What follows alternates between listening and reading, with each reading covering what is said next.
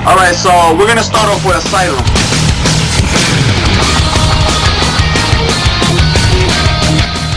Asylum is gruesome, dirty. It's gonna look like a hurricane went through it and just splattered bodies all over the walls and whatnot. So it's gonna be pretty disturbing pictures. I'm gonna put them up so you can see a visual of what it might look like and whatnot, or what it should look like. Again, this is ideas, so please take that into consideration. It's just ideas. So it's gonna be very gruesome. There's gonna be a lot of different parts to the campaign. So it's gonna be 5 stages, so it should be good. Okay, so Asylum is gonna have a uniqueness to it because it's not gonna have spawning zombies everywhere. It's gonna have them in certain areas. So that means that you're not gonna go into a hallway and find 5 or 6 zombies just standing there. That means that you might go into a hallway and find no zombies. Then you'll pass that, go into another room and you might find no zombies. Now the point to this is that it's gonna make you aware. It's gonna make you feel high tensions going through the stage. You're gonna be alert. You're gonna be popping your eyes back and forth, looking back and forth, trying to see what zombies are. So that's the point of the game. That's the point of this stage, let's say, the campaign, is to keep you alert. It gives you a sense of something new, because now you have fears of where they're gonna come from. Now you're thinking, oh shit, there's gonna be a panic, or horde's gonna come out, or the man is gonna come out. So it's gonna keep you alert, and that's the idea behind the Asylum. So so in the Asylum, there's gonna be a level called the Chambers. Now the Chambers is very unique in a way, because there's gonna be a panic event where you won't be able to kill the zombies. Instead, you will have to feed it to a machine. Let me explain. Basically, there's gonna be a machine on the floor.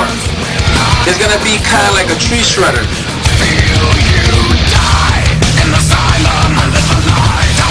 So basically, you will have to push the zombies inside the hole, let them fall in and get shredded. Once they get killed, their blood is going to be sucked through 2 tubes. You will have to fill up both tubes to a certain amount. Once both tubes are filled up, the door will open, and then you will go right through. Okay, so that will be Asylum, the 4th stage, Blackout.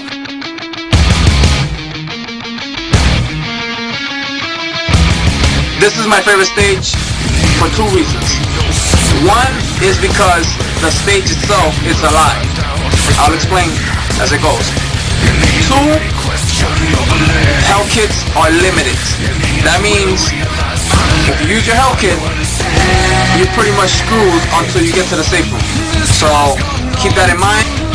Okay, so here's how it goes. The stage is alive, like I said before. Now, unlike most stages, the only difference is the day and the night.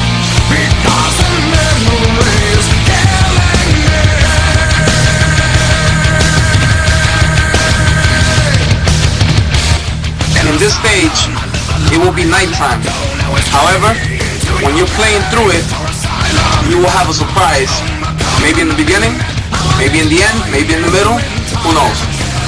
The surprise is that while you're playing the game, you will have blackouts. Now, it's not gonna be just the lights outside, like, traffic lights. It's gonna be every single light in the whole game, or in the whole campaign, and every level is gonna be blackouts. So this is gonna raise the level a lot. In my opinion, it's gonna make the game more intense. You're gonna be alert 24/7, which is really good, because that's what you want. You don't want to be, wandering around and just shooting zombies up like it was, like it was Left 4 Dead 1 or Left 4 Dead 2. You want it to be intense, and you want it to be something new. This is the way to kick it up. This is the way I think it should be done, and that's how it'll come to life. Now, what's good about Blackout in my opinion, is that it's gonna take you back to Left 4 Dead 1, because now you're gonna be using your flashlight more. Because now, you know, after you played it 2 or 3 times, the stage blackout, you know you're gonna be, you know, really intense, because now you know the lights are gonna go out. You're gonna wanna, you know, be edgy on the seat now, because at any minute the lights can go out and you have to start using your flashlight. So it's gonna bring that feeling back from Left 4 Dead 1, where you started using your flashlight a lot in the game, and where you have these moments where you have to reload and you basically can't see nothing in front of you. And I really love that moment. So I don't know about you guys, but in my opinion, that was very good, and it really kept the game going, and it kept you accelerated. So yeah, like I said, the whole level will be in blackouts. Now, how long does it last? It could last 5 seconds, maybe a minute. It depends. It depends on the level. It depends on the AI. So basically, it's random. So blackout will add the elements of lights and lights off. So that will really come into play later on in the game as it goes. And I think it's definitely a good element to have in the game, because this will keep you in the game really focused, and who knows, it might even make you a better player. Okay, so blackout, in my opinion, has the best, the hardest, and the scariest finale in the campaign, in my opinion. Why? Because you're gonna have to keep the lights on at all times in order for the chopper to get there to your destination, pick you guys up, and rescue you.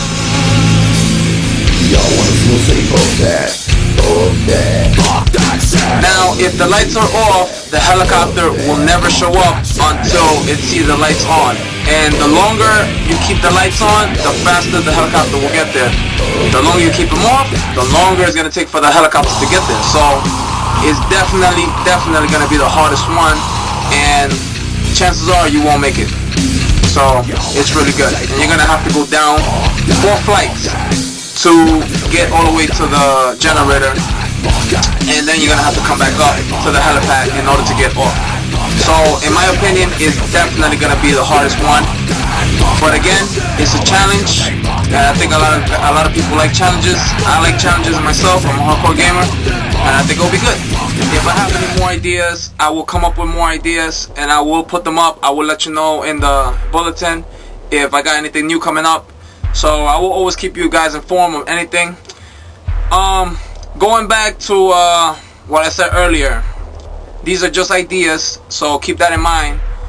Everything I put out there is for Valve to take some ideas out of it, if not all, take some, and put them into their own, you know, into their own functionality, however they like it. This is all ideas for Valve to come up with a better game. I'm not saying their games are not good, but Left 4 Dead 2 was a little iffy, if you know what I mean. So, one more thing I want to add before I end this video. I am remodeling the virus, because I heard a lot of people talking about it looks like the character from Half-Life. And again, I told you guys that was not my picture. I did not create that character. I just stated the information for that character, but I never said that was my character.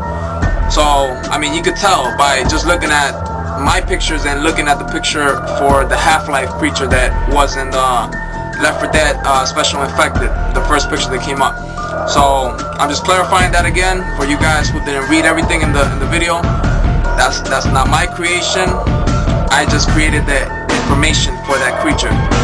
The creature itself is from Half-Life. Now that I found out, I didn't play Half-Life, so I wouldn't know. And I have created the virus, and he will come out in Left 4 Dead 3, the Special Infected teaser, which will come out somewhere in October. So I'll keep you guys posted.